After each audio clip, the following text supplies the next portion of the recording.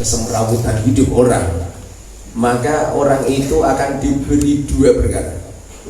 Satu, dia tidak sabar. Nomor dua, dia tidak bisa mensyukuri atas yang terjadi.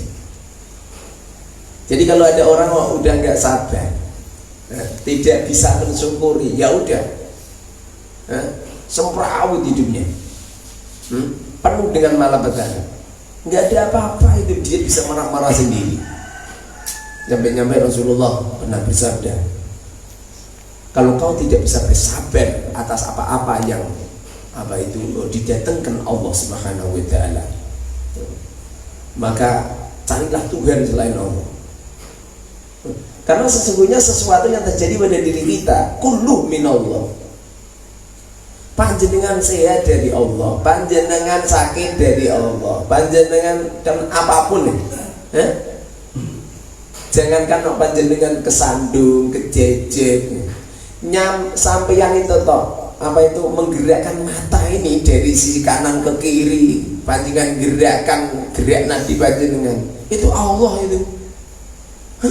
Siapa bilang dari usaha panjenengan?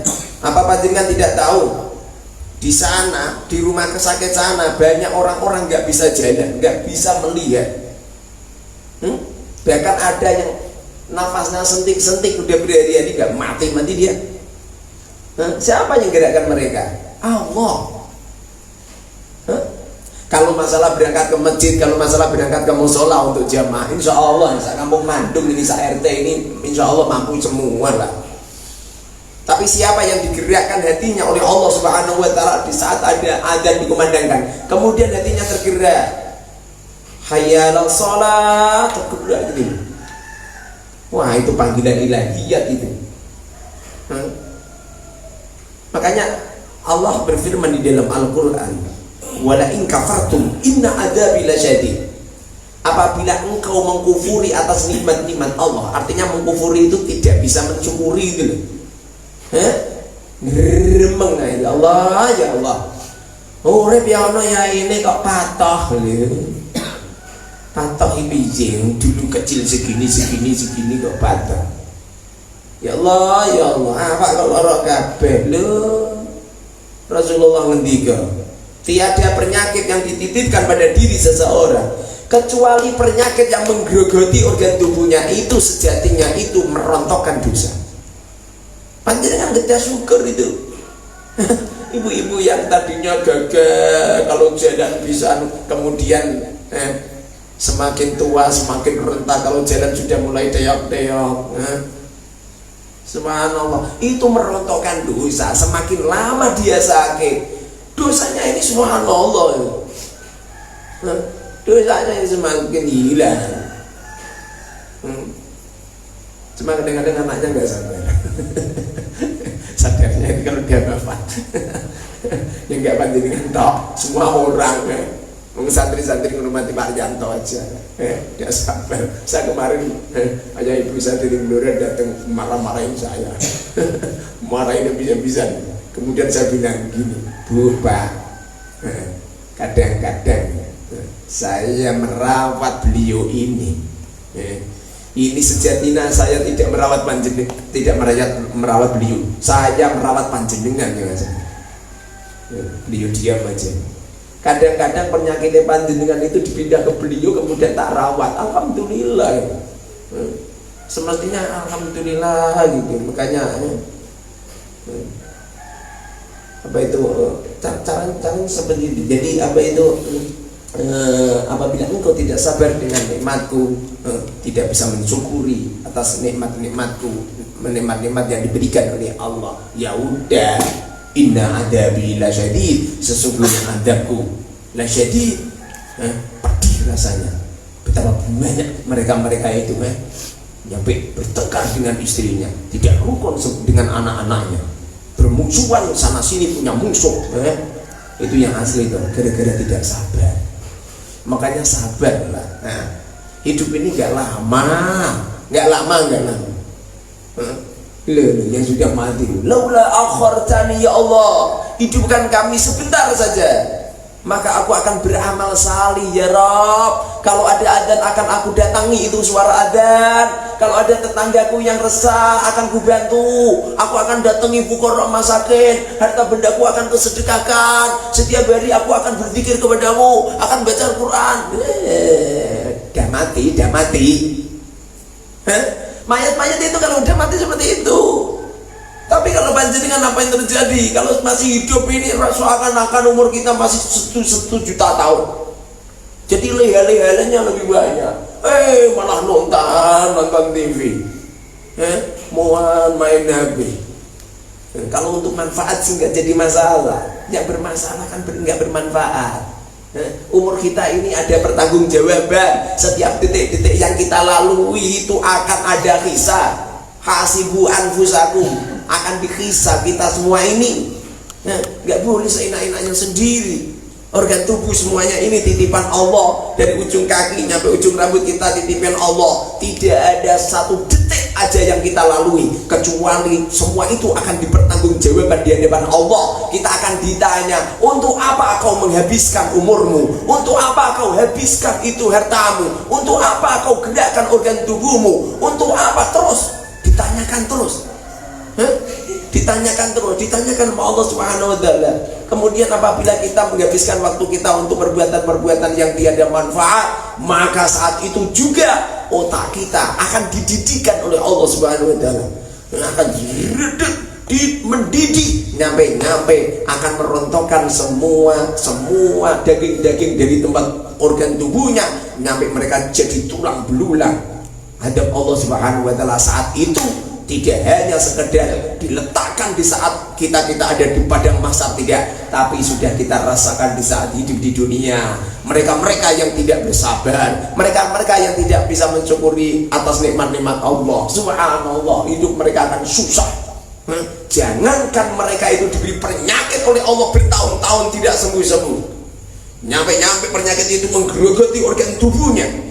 Tulang belulang mereka sudah dihancurkan sama Allah di saat mereka hidup. Daging-daging mereka sudah dikelupaskan di punggung-punggung mereka.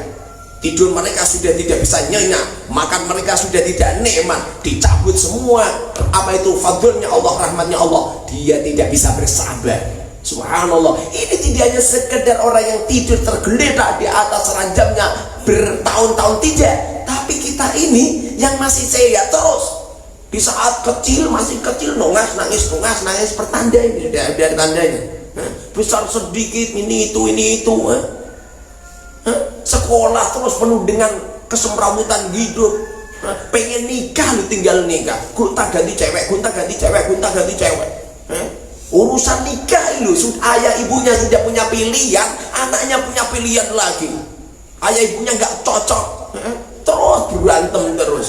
Setelah ayah ibunya cocok, anaknya nggak cocok, anaknya cocok, ibunya nggak cocok terus. Setelah itu udah pacaran udah 4 tahun, jadi suaminya terus berantem terus. Punya anak 1, anak 2, anak 3, cerai, ganti lelaki lagi, cerai lagi, ganti perempuan lagi, cerai lagi, terus hidupnya dibakar sama Allah, pikirannya dibakar sama Allah, kesemrawutan hidup terus menyelusuri dalam hidupnya.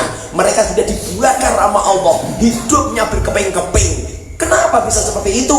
Jawabannya cuma 2, tidak sabar dengan apa-apa yang terjadi dan tidak bisa mensyukuri nikmat-nikmat Allah. Makanya cobalah disyukuri, digunakan yang baik. Jangan kau izinkan pandangan mata ini ke haram, pendengaran telinga ini yang ke dosa.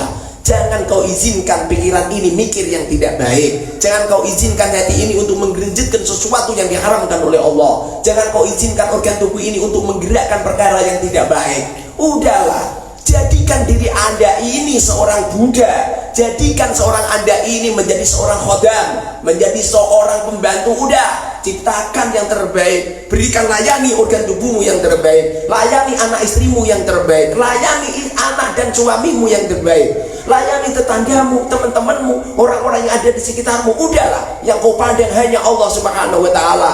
Nggak usah harus begini begitu.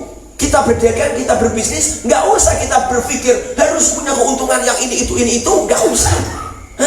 Kita melakukan kebaikan kepada keluarga, nggak usah menuntut anak harus begini, istri harus begini, nggak usah. Jangan banyak tuntutan kepada orang lain. Insya Allah apabila kita terus menerus melakukan kebajikan, terus istiqomah nyampe hatta yakin, nyampe kematian itu datang, insya Allah hidup kita akan diberkahi oleh Allah. Mati dalam keadaan husnul khotimah, dimudahkan untuk menjawab pertanyaan munkar nakir, dimudahkan di dalam alam kubur kita, dijauhkan adab-adab di dalam alam kubur kita. Kalau apabila kita dibangunkan di padang mahsyar, dimudahkan. Apabila kita hadir di teraju hisab, penghitungan amal kita dimudahkan oleh Allah. Di saat kita didangu sama Allah, ditanya ini itu, maka kita akan mudah untuk menjawabnya. Di saat kita melintas di siratal mustaqim, kaki kita akan ditetapkan oleh Allah, tidak akan terpeleset di siratal mustaqim. Siratal mustaqim itu adalah jembatan yang lebih runcing daripada pedang, lebih kecil daripada rambut yang dipisah, yang dibelah menjadi 7. Tidak ada orang yang selamat di atas neraka